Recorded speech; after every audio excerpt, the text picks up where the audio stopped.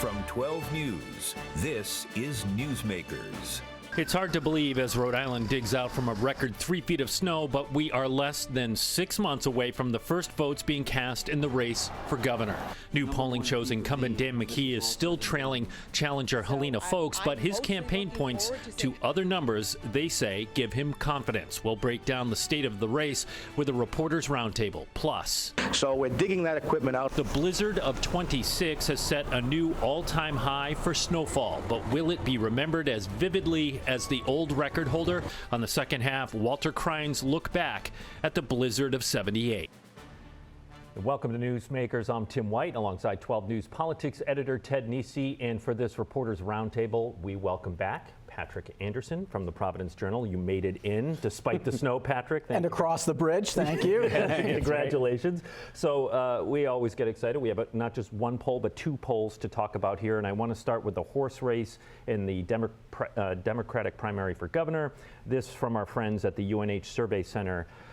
They conducted a poll February 12th to the 16th. And here you can see Democratic candidate for governor Helena Foulkes leading 34% to Dan McKee's 18%. And Ted, candidate named Undecided, is actually winning in this race so far. Yeah, I mean, this has been very stable. I do think, as you point out, Tim, that 40% undecided shows just how unformed in some ways this race is. We'll see that, I think, later when we talk about how much Helena Foulkes is or isn't known to voters so far. But, it's one poll. This is the only public polling we've had so far is the series from UNH, so we don't have anything direct to compare it to. I'm not sure the Foulkes campaign thinks they're up this many points over Dan McKee, but they do think they're in good shape. And, whether Dan McKee is down as much as this says or even just single digits, that is not a good position to be in for a incumbent Democratic governor going into re-election in a Trump midterm. And Patrick, you and I were talking prior to the show. We should point out to our viewers, they can see it on the screen, but the poll was conducted February 12th through the 16th. That was before the blizzard. And Dan McKee was on people's television sets a lot during the blizzard, all that earned media. He doesn't have to pay for that like in a campaign ad. So you have to wonder if people had a positive or negative view of how he handled the storm. I certainly think that's what he's thinking. That's what his campaign was thinking. They were very eager to get the images out of plows coming in from Pennsylvania and Vermont and then Connecticut, and of his working together with the other governors. It made him feel like a mayor, which is what he always kind of wants to do, and feel like, I don't know whether that will really land with primary voters. I think some of the snow performance is a little bit baked in at this point. People expect these storms are going to be handled, and that we're not going to have a crisis when it snows like this. But that's what he hopes. It'll be interesting to see if those numbers move. I think, to Ted's point, even if you don't think that the deficit is as big as that UNH poll said, all indications is the governor is behind to some degree to Helena Foulkes. So the question is then, if he is behind, does that mean he changes something? He does something else to try to change that dynamic if he doesn't, and these numbers are stable, is he sort of walking into hasn't he loss? already tried to do that? I mean, in his budget proposal, he's trying to some degree. policy. I mean, look, I think the governor's fundamental belief, I mean, I heard about his address to the North Kingstown Democrats last night, which is like that he thinks they're doing a very good job in the McKee administration. And he thinks it's not a question of things aren't being done well, it's a question of getting the message out more to people, which he's been saying for a long time. And they believe that that's the way to do it. Is that true, though? Is the public actually going to hear about things that, whether it's proposals in the budget, projects they're working on, or as the public says, no, we have taken the measure of the McKee administration, and we're frustrated about the Washington Bridge, the umbrella company W-2s, et cetera, et cetera.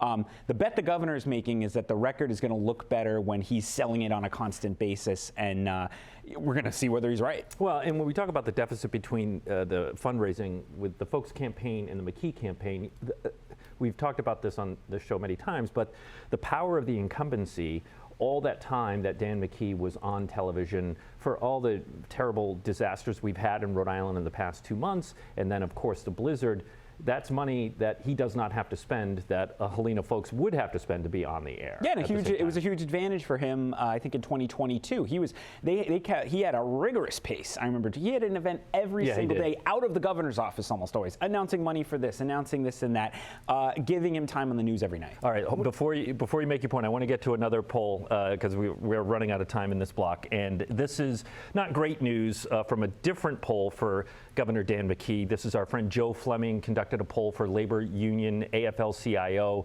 and this is his job approval. This comes with a plus or minus of 4.9%. We have excellent good at 30%, fair poor 58%, and not sure 12%. Patrick, not a lot of people. Let's just re-emphasize, people, this is the entire electorate, not just Democratic primary voters. Really good point, Ted, so thank you.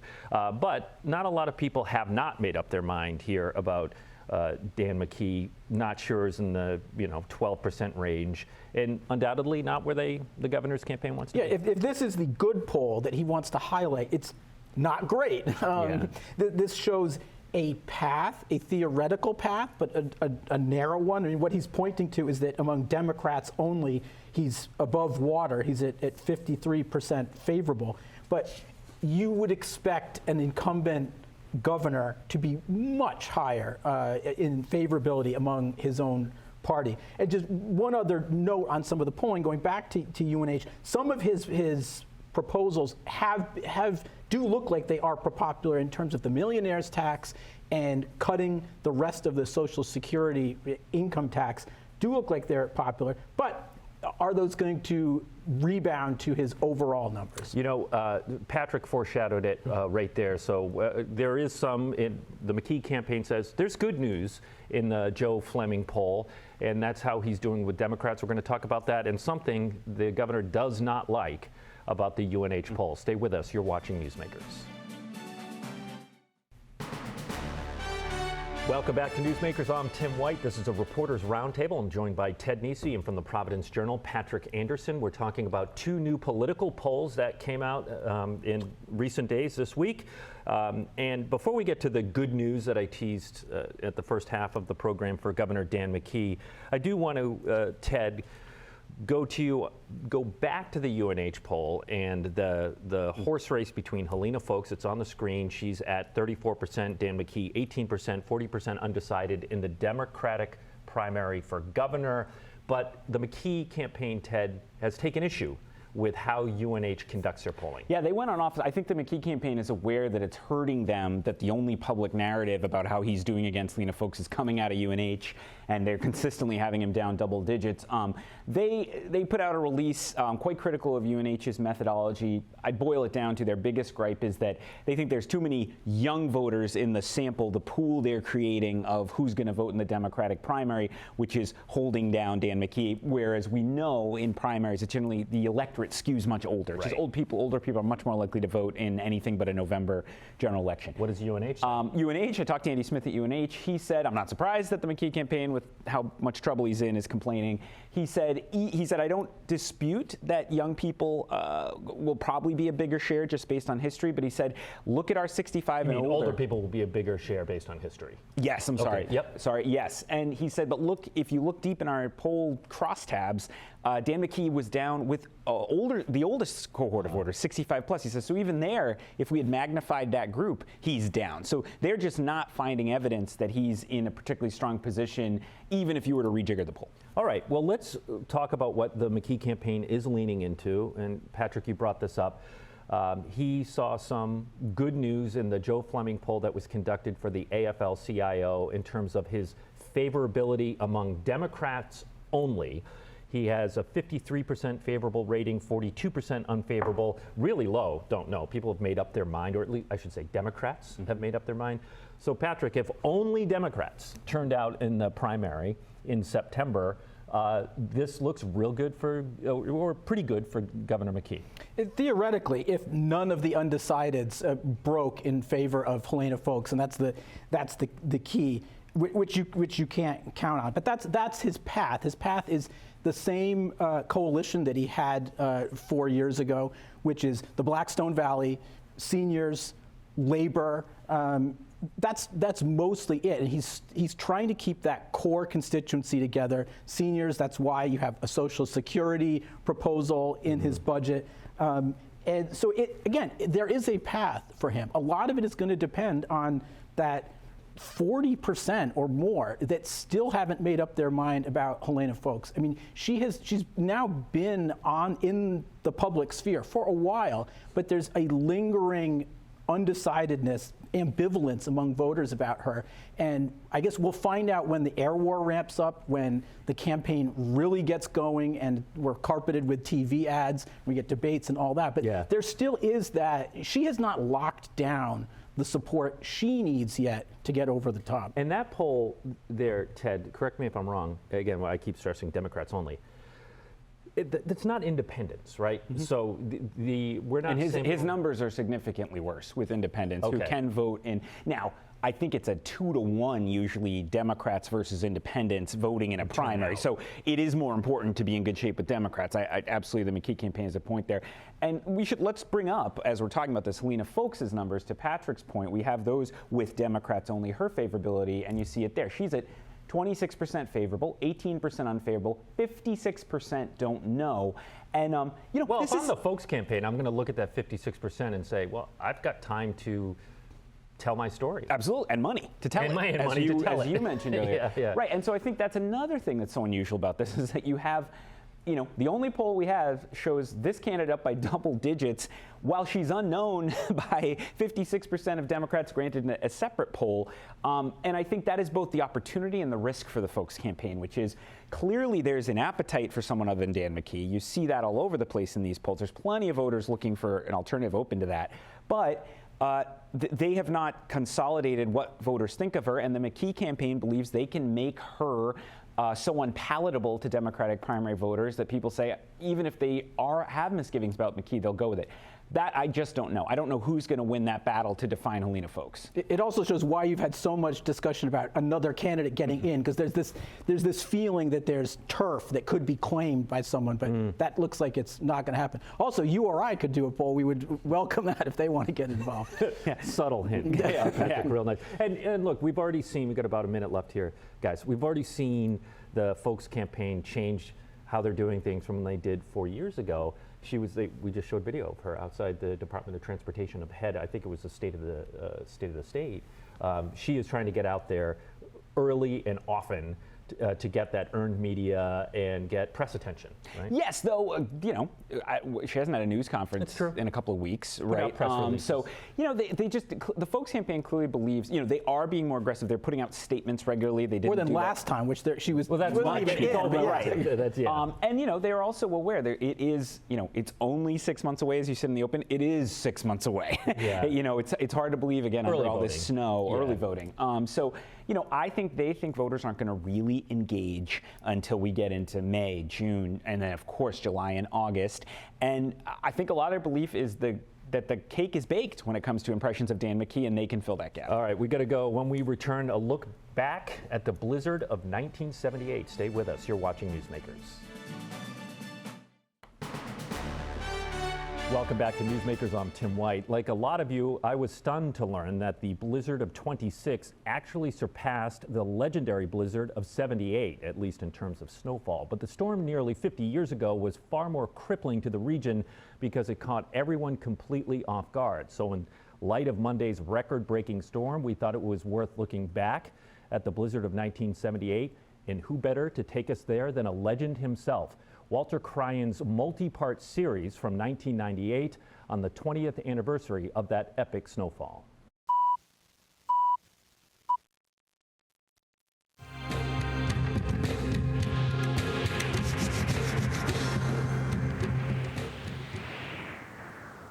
On Monday, February 6th, with more than 400 pieces of snow fighting equipment committed to the battle, Rhode Island was at a standstill, and the news was not good in the State House Communications Center. The governor's called down and is asking for an estimate of the stranded vehicles on Interstate 95. What have you got up to date? Over 3,000. That's quite a jump, about 200 from the last count. The state civil defense director at the time, Santi Amato, recalls that worrisome night. That truck has got to come out of that area. It was one of the biggest concerns that we had because it was people that we were concerned about. And had I not had a guy like Colonel Stone around, things would have been really disastrous, I think. But he did a fantastic job. He got every one of his people that he could spare out there in that area on 95 and 146, and they went out searching cars. But even as state police mounted their heroic effort on Route 95 and the National Guard mobilized, it was the snowmobile and helicopter that saved the day. We put out a call like that in the middle of the night there and asked for available snowmobiles. Well, there's a snowmobile club and a couple of other people that had private club. And we had 18 snowmobiles down there within a matter of an hour. We had more eventually. Right. But these 18 did a fantastic job just that one night alone. National Guard helicopters flew a number of emergency flights, while snowmobile volunteers delivered emergency supplies and other rescue missions. But on Tuesday morning, February 7th, the snow was still falling. And Governor Garrahy was requesting federal emergency assistance. And although government and business were at a standstill, life would go on. They were going to cancel school unless out earlier, and they, for whatever reason, they did not. And that's the main reason why we all got stuck there. Tomorrow night at 6, the storm begins to taper off. The work that lies ahead appears insurmountable.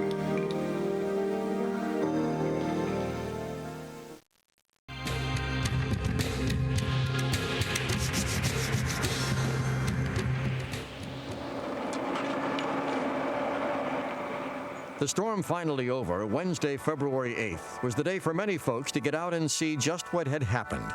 The city of Providence was still shut down by order of Mayor Cianci, and cars, trucks, and buses were still clogging the highway system. Serious problems. Serious problems. There must be 4,000 or 5,000 people walking around. Cars, trucks all over the place. It's unbelievable. But through all the stress, the upheaval, isolation, and discomfort, there was also a lighter side. There are many hills to climb in a college education, and Angel Street here on the east side of Providence happens to be one for many students. But in the winter of 1978, the first week in February when the blizzard hit, this was turned into a ski slope.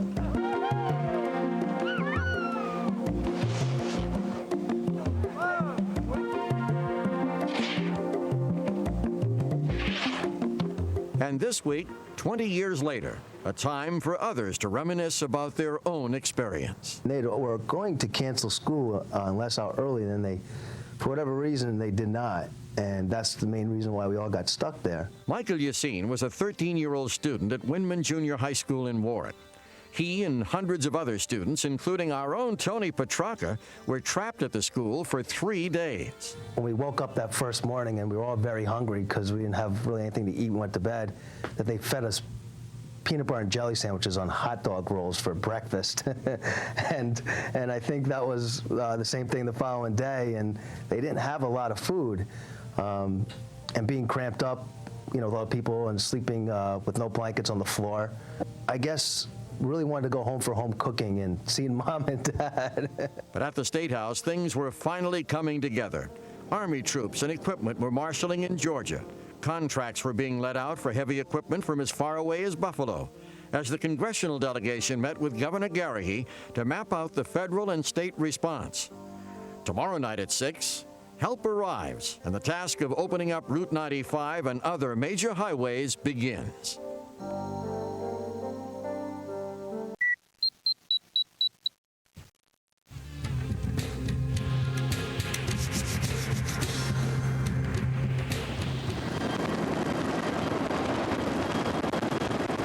Thursday, February 9th, dawned bright and sunny, and with plenty of work to be done.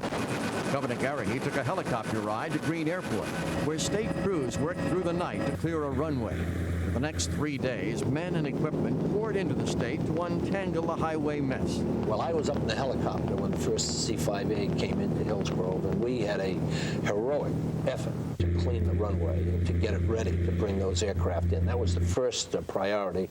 And I was up in the helicopter, and I saw that C-5A and another one at the back of it coming in, and I really had a lump in my throat watching this come in. I mean, they were bringing in bulldozers and trucks and troops to help us, and it was a terrific feeling when that happened. Meantime, as everyone tried to survive, for others like Diana Luchka of Johnston, their lives were changing. Diana, driving her dad home from work in Warwick, found herself stranded at Johnston Fire Headquarters, where she met her future husband. TV was on, we're watching storm updates, and the conditions weren't improving any. Door opened to the day room, and somebody came walking in with groceries, and a loud voice said, "Where's that woman? We need somebody to help cook breakfast." I wonder who that was. I wonder. Who was? Point him out. If he's in this room, point him out. There he is. There he is. Now, 20 years later, it's Tom and Diana Ritchie of North Scituate. And Pam and Gary Middleton of Attleboro had planned their wedding for the following Saturday in Stoneham, Massachusetts. But the blizzard interfered, canceling the reception but not the wedding. As we were going into Stoneham to approaching the wedding, the party was Gary's parents, Gary in Stoneham Center, Gary's parents and the best man, Gary and myself, were in the car, and the police officer stopped us and asked us where we were going. Gary told them we were going to my parents' house to be married. He shook his head and said, "Well, you're getting yourselves into far more trouble than I could think of giving you. Go on, get out of here." They couldn't even get the rings with the jeweler closed, but Pam says her dad saved the day by forging 2 brass rings at his work. We didn't know what we were going to do, and at one time I called my mother and she said, "Don't worry, Dad will take care of you," and he certainly did. In Warwick, teenager David Shippey took his Super 8 camera out on Centerville Road and captured these pictures of stalled trucks on Route 117. He tells us he was among those given bread and rolls and other food as the drivers with nowhere to go opened their trucks for the neighborhood. And as the dig-out continued, people used all modes of transportation in the absence of the family car, and people walked the streets greeting their neighbors and sharing their stories. That was Ted's idea to put that together. It was a great idea because it does put into context. I should say Walter put it together, yeah. To Walter Cryan, a legend, put that together, but your idea to air it. And it puts into context just how much more difficult that storm was. And, you know, last time I checked, there wasn't the internet in 1978. Yeah. They didn't shut down the highways. I was talking to one official this week who was comparing the two, and he said, yeah, I don't have the car stuck on the highway, but I also have 24/7 media, social media. People can get to us at all hours. So, you know, it's pick your poison, maybe. Yeah. I was 4 years old in 1978. Am I the only one at the table who was actually? I was 9 months old. Oh, were you? Okay, I feel much better. I don't remember it very clearly. My mother was trapped in Attleboro calling my father in Boston saying, "I'm trapped at my mother's house." I will say, I learned from Walter Cryan's story there, I didn't know Tony Petracca was stuck in that middle school. That's great. Can you imagine how parents would react today if their kids were locked in the school eating peanut butter and jelly? The lawsuits would be epic. Oh my gosh, and Facebook would have burst into flames if that had happened. All right, Patrick Anderson from the Providence Journal, thank you for joining us. If you missed any of it, it's on WPRI.com. For Ted Nesi, I'm Tim White. We'll see you next week on Newsmakers.